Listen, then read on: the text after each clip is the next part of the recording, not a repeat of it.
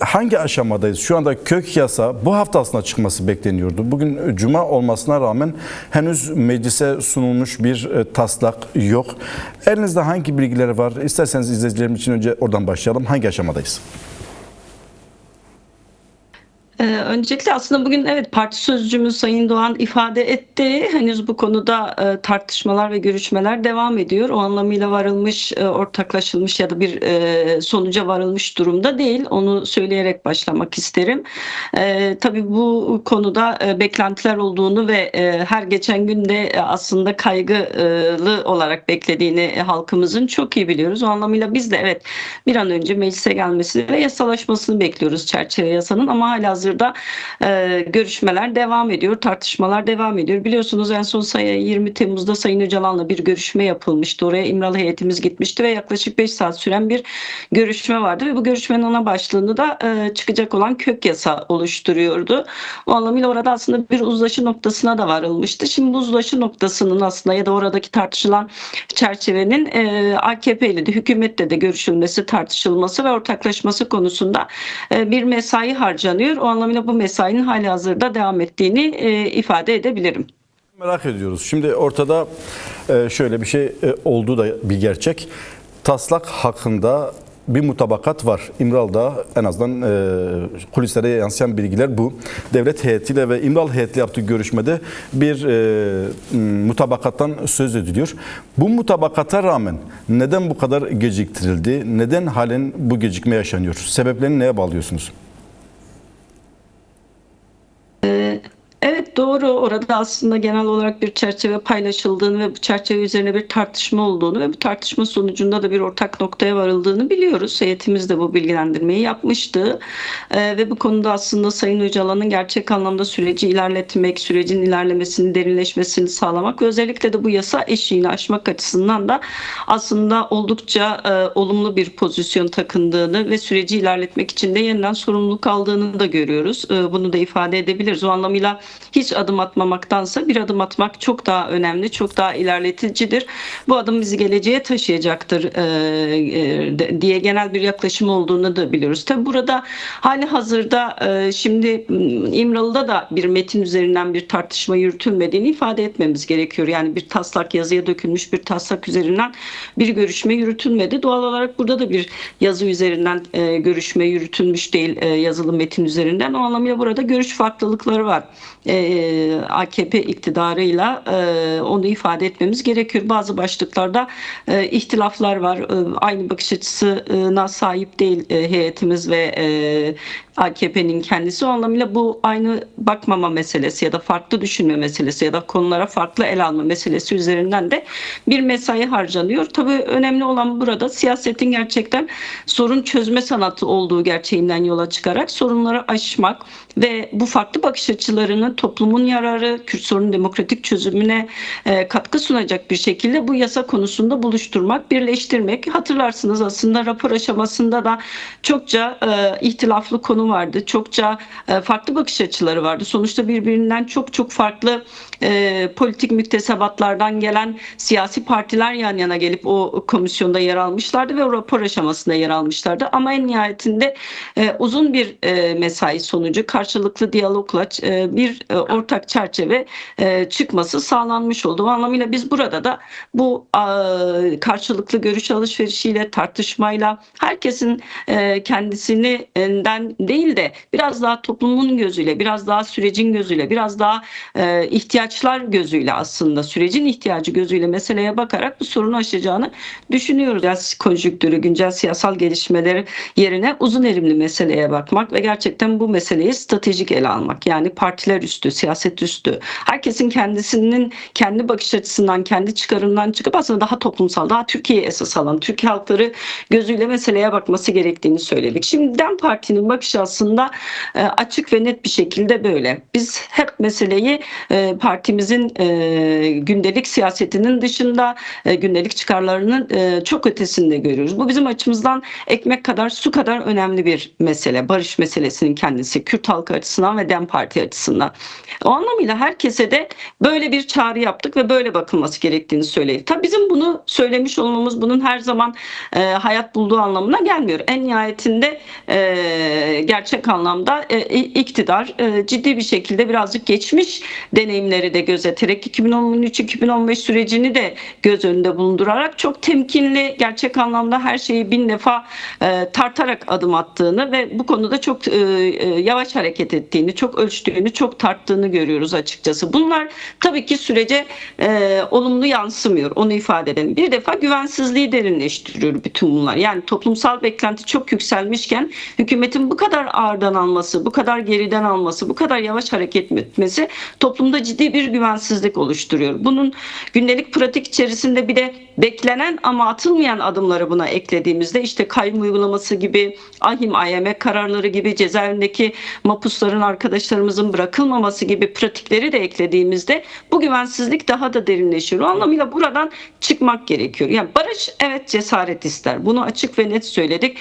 Zaten barışı da cesur olan insanlar yapar. O anlamıyla bu cesaret çıtasını yukarıya taşımak gerekiyor. Gündelik siyasetten, gündelik hesaplardan, iktidar hesaplarından, koltuk hesaplarından kurtararak, buralardan çıkarak ancak biz büyük bir barışı inşa edebiliriz. Buralara hapsolunduğunda, buralar esas alındığında gerçek anlamda o özlediğimiz, istediğimiz, uğruna mücadele ettiğimiz o büyük barışa çok hızlı ulaşma şansımız da ne yazık ki mümkün değil. Bu anlamıyla bunlardan kurtulmak gerekiyor. Çünkü barış herkese kazandırır. Öncelikle bunu görmek gerekiyor. Yani barışın kaybedeni olmaz. Bugün iktidar belki bu konuda bazen kaygılı yaklaşıyor, tereddütler yaşıyor. Ama şunu görmesi gerekiyor. Günün sonunda hepimiz kazanacağız. Günün sonunda Türkiye halkları kazanacak. Barışın kaybedeni olmayacak. Yani o anlamıyla buradan hızlı bir şekilde bu psikolojiden kurtulmaları, sıyrılmaları ve barışın ihtiyaçları olan, barışın en temel ihtiyacı olan yasal süreci de başlatmaları gerekiyor. Yani barış yasasını bekliyor, yasasını istiyor. Toplum yasa bekliyor. Çok açık ve net bir şekilde. Şu anda bütün Türkiye kamuoyu bu yasaya kilitlenmiş durumda. Yani gittiğimiz her yerde sorulan tek bir soru var. Yasa ne zaman gelecek ve kapsamı ne? Bu tartışma toplumumuzun, halkımızın en temel, en güncel tartışmasıdır. O anlamıyla hükümetin bu soruya hızlı ve ilkelden yanıt oluşturması gerekiyor. Evet, bir takvim netleşti. Yani ortaklaşılan bir mutabakat da var diyebiliriz bu konuda. İşte meclis bu yasama dönemi bitmeden yasanın meclise gelmesi konusunda bir ortaklık var. Fakat bunun zamana yayılmış olması, işte Temmuz sonu gelecekti. Şimdi Ağustos'un ilk haftasına kalması, yer yer kulis haberleri yansıyor. İşte Ağustos'un ikinci haftasına da kalabilir gibi şeyler. Bunlar gittikçe kaygıyı ve derinleştiriyor. Buralardan hızla çıkmak ve hızla kamuoyuna ilk elden bilgilendirmek gerekiyor. Bu anlamıyla Meclis Başkanı'nın hızlı bir bilgilendirme yapması ihtiyacı da açık ve net. Evet. Tabii geçen hafta Numan Kurtulmuş'un açıklamaları vardı. Koordinatörlerle tekrar bir araya gelme beklentisi vardı. Yanılmıyorsam bu toplantılar da olmadı değil mi henüz? Bu konuda diğer siyasi partilerin ortaklaştırılması konusunda da henüz bir adım atılmış değil gibi gözüküyor. Doğru. Çünkü şöyle, yani birazcık daha bu meselenin asli özneleriyle bir ortaklığın sağlanması gerekiyor açıkçası. Onu ifade edelim. Yani bu sürecin, bu yasanın asıl muhataplarıyla yasanın en azından esasına dair, ilkelerine dair, çerçevesine dair bir ortaklığın oluşturulması gerekiyor. O anlamıyla İmralı'daki oluşturulan o ortaklığın yasaya yansıması, yasada bu ortaklığın ya da bu nasıl diyeyim bakış açısının korunmasının çok önemli olduğunu düşünüyoruz. Orada bir uzlaşı, bir ortaklık, bir mutabakat sağlanırsa bunun da çok hızlı bir şekilde diğer partilerle de ortaklaştırılması, diğer partilerin görüş, düşünce, eleştiri önerilerinin de alınması gerekiyor. Muhalefetin durumu da çok iç açıcı değil ama buna rağmen ortada bir rapor var. Ortak hazırlanan bir rapor var. Muhalefete bu dönemde ne tür görevler düşüyor? En azından bu rapora sahip çıkmaları beklenilirdi açıkçası kamuoyunda. O konuda da bir sessizlik söz konusu. Yeterince paylaşılmıyor mu? Yeterince ortaklaştırılmıyor mu muhalefet? Buradaki gözlemleriniz nelerdir değerli Koç Yiğit? Burada sizin belirlemeniz doğru. Muhalefet, özellikle ana muhalefet açısından ifade edersek, ana muhalefet partisi çok uzun süredir kendi iç sorunlarıyla uğraşır. Biliyorsunuz Cumhuriyet Halk Partisi bölündü. İçinden yeni parti çıktı. İkiye bölündüler ve bu süreç de kendileri açısından bayağı handikaplı geçti, meşakkatli geçti. Yine diğer partilerin yaşadığı farklı zorlanmalar var ama haksızlık da etmeyelim. Aslında yani meclis zemininde de biz bazen kürsü önünde ama bazen de kürsü arkasında muhalefetin ekseriyeti aslında bu yasayı beklediğini, hızlı bir şekilde yasanın gelmesi gerektiğini söylüyor. Fakat bu konuda tabii ki kamuoyu önünde de daha güçlü sözler kurmaya ihtiyaç var. Yani yasanın hızla gelmesi ve meclisin bu yasayı hızlı bir şekilde gündemine alıp yasallaştırması için de daha fazla söz kurmak gerekiyor. Bu konuda haklısınız. Şimdi burada meselenin en önemli öznelerinin sessiz kalması aslında doğal olarak hükümetin elini de rahatlatmış oluyor. Zaman konusunda da, içerik konusunda da daha rahat hareket etmelerini sağlıyor. O anlamıyla meseleyi, işi sadece bütün sorumluluğu DEM Parti'nin sırtına bırakan bir pozisyondan aslında muhalefetin hızla çıkması gerekiyor. Çok söyledik. Bu yasa hepimizin geleceğinin kapısını aralayacak. Demokratik barışın kapısını aralayacak bir yasa olacak. Evet, bu yasayla Kürt sorunu çözülmeyecek. Bu yasa bir barış yasası değil ama en nihayetinde çok önemli bir eşiği aşmamızı sağlayacak. Çok önemli bir kapının aralanmasını sağlayacak ve o kapı sadece DEM Parti için, sadece Kürtler için aralanmayacak. Bu ülkede yaşayan her vatandaş için aralanacak. O anlamıyla o kapıyı hep beraber zorlamamız gerekiyor. Burada birazcık daha sorumluluğu, işi DEM Parti'ye bırakan ve kendisini bu sorumluluktan azade gören bir anlayış var açıkçası. Bu konuda eleştiri yapıyoruz. Biz de eleştirilerimizi sunuyoruz. Daha fazla söz söylemeye, daha fazla demokratik basınç mekanizmalarını arttırmaya ihtiyaç var bizce de. Hem ana muhalefet partisi açısından hem diğer muhalefet partileri açısından bunu ifade edebilirim. Bu hepimizin barışa giden sürecini hızlandıracaktır. Bunu görmemiz gerekiyor. O anlamıyla yasa kapsamındaki dar tartışmalara, bazı toplumdaki tartışmalara takılmanın, kalmanın kendisinin en nihayetinde gerçek meseleyi, büyük resmi ıskalamak olduğunu görmek gerekiyor. Yani bugün neyi konuşuyoruz aslında? Kürt sorunun demokratik çözümünü konuşuyoruz. Ama bunu konuştuğumuzda aynı zamanda Tekirdağ'daki köylünün sorununu da konuşmuş oluyoruz. Bu ülkedeki asgari ücretlinin ne kadar az asgari ücret alıp almadığını da konuşmuş oluyoruz. O anlamıyla Kürt sorunu ekseninde aslında Türkiye'nin birçok sorununu konuşmuş oluyoruz. Çünkü Kürt sorunu bir kök sorun aynı zamanda. Bunu aşmak için de herkesin emek vermesi, herkesin söz söylemesi gerekiyor. Evet, muhalefetin bu durumu gerçekten yani eleştiri konusu. Şimdi içeriye geçelim. Yasanın içeriğine ilişkin de çok şey yazılıp çiziliyor. Özellikle AKP'ye yakın medya, AKP'ye yakın yazarların bir şeyler söylüyorlar. Daha sonra yapılan açıklamalarda aslında bunların hiç taslakla alakalı olmadığı da falan da söyleniyor.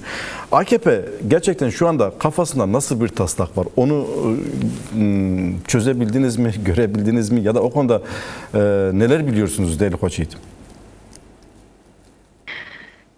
Ya şöyle bir şey yok tabii. Şöyle kafasında şu şekilde bir taslak değil mi? Sonuçta karşılıklı bir diyalog süreci yürüyor. Onu ifade edelim. Ama en nihayetinde biraz bakış açısı farklılıklarımız olduğunu hep söylemiştik ya. Biz meseleye Kürt sorunun demokratik çözümü olarak bakıyoruz.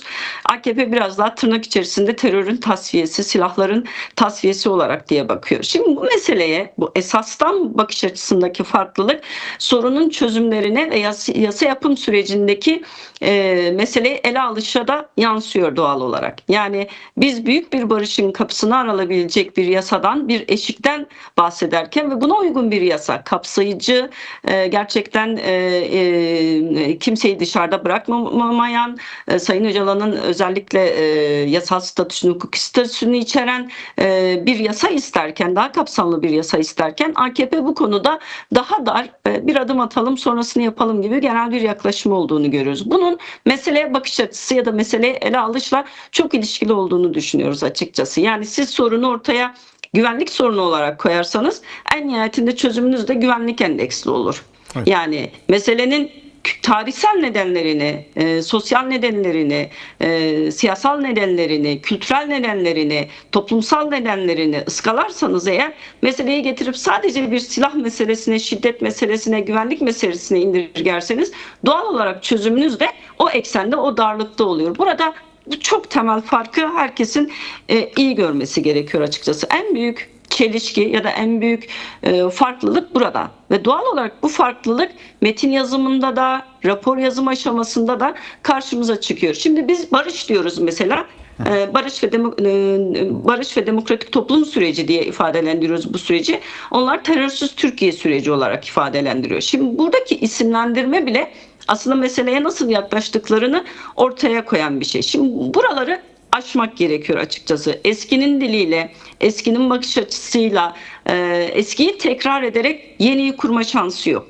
Buralar sorun alanları doğal olarak. Yani siz meselenin adını terörsüz Türkiye olarak koyduğunuzda yasalıyı da bir terörsüz Türkiye yasası olarak nitelendirirsiniz. Ama süreci barış ve demokratik toplum süreci olarak nitelendirirseniz doğal olarak yasayı da barış yasası olarak nitelendirirsiniz. Ya da kök yasa ya da işte geçiş süreci yasası olarak nitelendirirsiniz. Şimdi buradaki isimler, sıfatlar, nitelendirmeler aynı zamanda soruna nasıl baktığınızı açık ve net bir şekilde ortaya koyuyor. O anlamıyla bir bakış açısı farkımız olduğunu ifade edelim ve bu metne doğal olarak yazılması beklenen kanuna, yasa teklifine, onun ruhuna, onun diline de sirayet ediyor. En temel anlaşmazlık başlıklarından birisinin bu olduğunu ifade edelim ya da en temel sorun alanlarından birisi. Giderilmesi gereken, ortaklaşılması gereken, bu konuda uzlaşılması gereken bir başlık olarak önümüzde dil meselesi duruyor.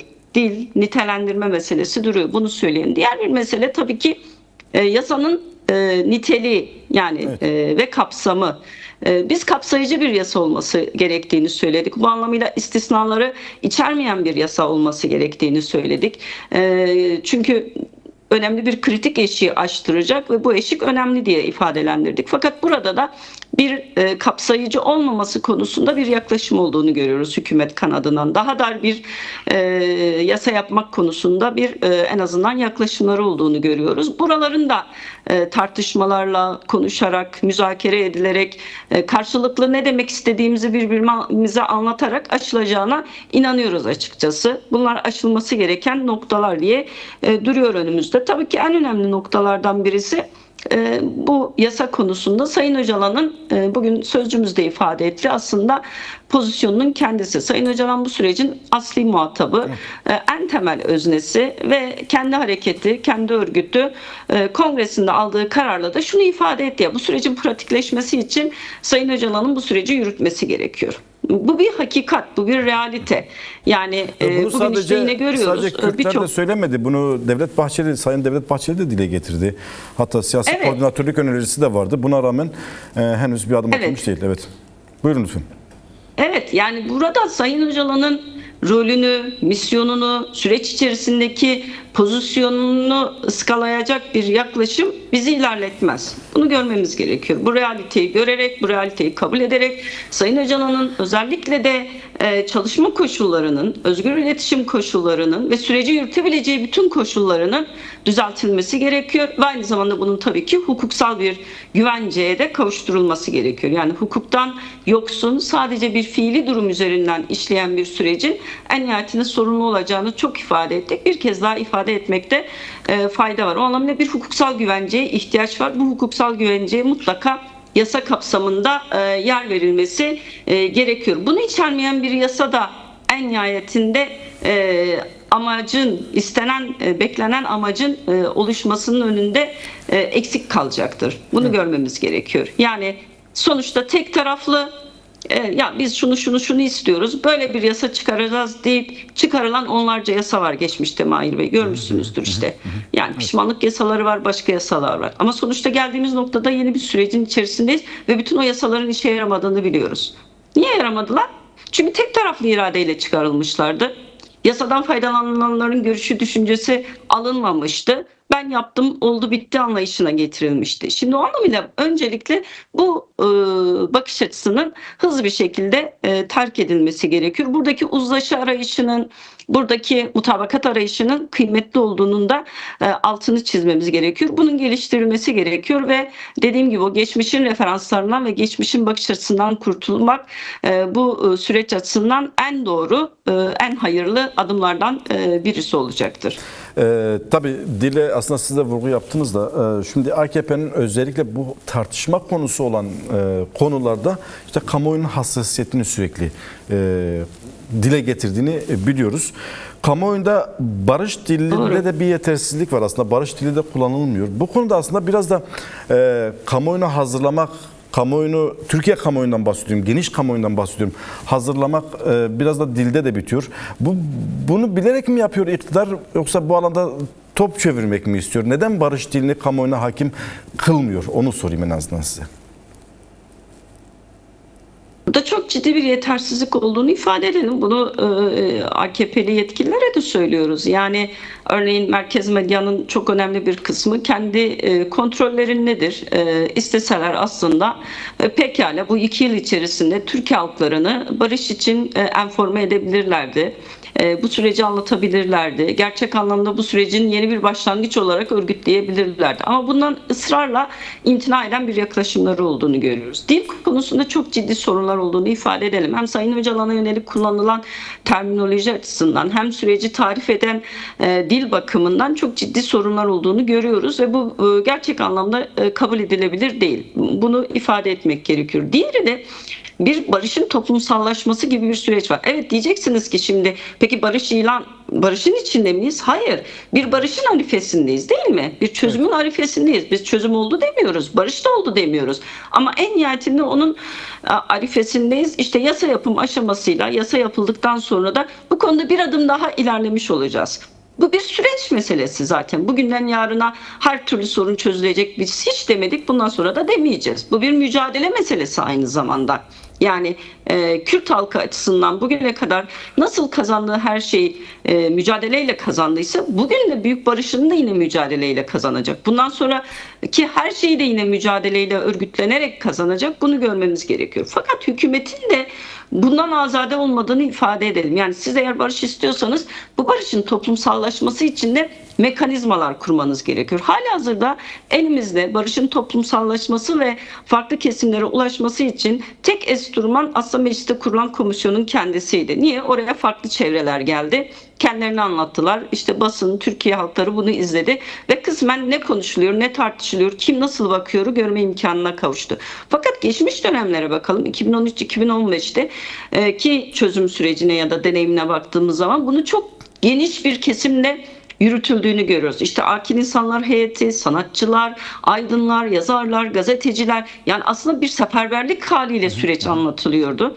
Ve her yere anlatılıyordu. Yani sadece Kürdistan'da barış anlatılmıyordu ya da sadece İstanbul'da, Ankara'da barış anlatılmıyordu. Yozgat'ta da anlatılıyordu, Trabzon'da da anlatılıyordu. Şimdi böyle bir dile, böyle bir yaklaşıma ve böyle bir sürece ihtiyaç var. Bu anlamıyla hükümetin hiç adım atmadığını, neredeyse hiç çaba sarf etmediğini söyleyebiliriz. Yani böyle oluruna bırakma hali var. Bir tereddüt varsa bizden kaynaklı olmadığını bilmekle beraber ya da belirli şeylerde sorun aşılamamışsa bu bizim eksikliğimizdir, yetersizliğimizdir. Onu ifade edelim. O anlamıyla öz eleştirimizi bir pozisyondayız.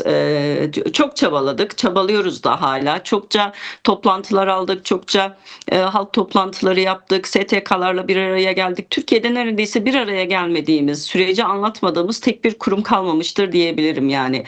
Çok yoğun bir çaba sarf ettik ama en nihayetinde sadece bunu DEM Parti'nin yapmış olmasıyla bir süreç anlatılamaz yani. Bunu görmemiz gerekiyor. Sonuçta bizim partimizin veya bizim medyada yer almamızın bir sınırlılığı var. En nihayetinde herkesin barışı anlatması gerekiyor. Bu barış herkesin barışı. Yani bizim anlattığımız kadar işte Yeni Parti'nin, bizim anlattığımız kadar Cumhuriyet Halk Partisi'nin, Yeni Yol grubunun ve tabii ki en önemlisi iktidarın anlatması gerekiyor. Belki bu konuda en büyük sorumluluğu açıkçası iktidar ortağı olan MHP aldı. Hem teşkilatlarına bu süreci anlattılar, ne yapmaya çalıştıklarını, neyi amaçladıklarını anlattılar. Hem de kürsüde de grup konuşmaları konuşmalarında da aslında MHP Genel Başkanı çok açık bir şekilde süreci sahiplenen ve bugüne kadar iktidardan çok daha ileride söz kuran bir pozisyonda oldu. Örneğin Sayın Öcalan'ın statüsü için de işte barış ve siyasallaşma koordinatörü dedi, işte kurucu önderlik meselesi, gelsin mecliste siyaset yapsın meselesi. Bu anlamıyla toplumun önünü açan, toplumun sürece daha fazla güven duymasını sağlayan bir rolleri oldu. Ama diğer partilerin bu konuda yetersiz kaldığını ifade edelim. Biz kendimiz açısından da halkımızın tabii takdirine sunarız. Halka sormak lazım. Yetti mi, yetmedi mi? Ama yaptığımız her şeyin tamamdır demeyen bir yerden, bir gelenekten geliyoruz. O anlamıyla çok daha fazlasına ihtiyaç olduğunun bilincindeyiz. Bugüne kadar anlattık. Bundan sonra da anlatmaya devam edeceğiz. Yasa çıktıktan sonra her şey bitmiyor. Aslında yasa çıktıktan sonra yeni büyük bir mücadele dönemi ve yeni bir dönem başlıyor bizler açısından da. Şimdi o sürece biraz hazırlık yapmaya çalışıyoruz. En nihayetinde dönüşler olacak. Türkiye'de yasanın pratikleşmesi konusunda yaşanabilecekler var. Toplumla bu sürecin buluşması var. Yasanın uygulanması var. Yani bir dizi başka başlıkta da gündemlerimiz olacak. Bunların da her birine dair şimdiden hazırlık yapmaya başladık. Bunları da pratikleştireceğiz. Bunlar yasadan sonra aslında işimiz bitmiyor, yeni başlıyor diyebiliriz. Evet. Son olarak teknik bir soru. Bir takvim netleşti mi? Önümüzdeki hafta gelecek mi? Ya da o konuda elinizde bir bilgi var mı? Bu sorunuza gerçekten şu gün imzaya açılacak, şu gün komisyona gelecek, şu gün de genel kurulda görüşecek ve yasalaşacak demeyi çok isterdim. Ama halihazırda böyle bir takvim elimizde yok. Başta da söylediğim gibi elimizdeki şu anda takvimsel olarak bu yasama dönemi bitmeden, yani meclis kapanmadan meclise geleceği ve yasalaşına dair bir mutabakat var. Bu konuda karşılıklı bir ortaklaşma var. Yine Cumhurbaşkanı'nın bu konuda biliyorsunuz açıklamaları oldu. Yine AKP sözcüsünün açıklamaları oldu. Bu beklentimiz, açıkçası bunu ifade edelim. Bu konuda buradan bir sapma olmasını beklemiyoruz. Ama pazartesi mi gelir, işte meclise sunulur, salı mı sunulur? Bu konuda bir takvim verme imkanım ne yazık ki yok. Şu an itibariyle meclise ayın 6'sına kadar olan takvimi görünüyor. Uzayabilir tabii ki bu duruma göre. Biz en azından meclis kapanmadan mutlaka yasanın gelmesi ve çıkmasını bekliyoruz. Bu konuda da çabalarımız devam ediyor. Biraz daha hafta sonundan sonra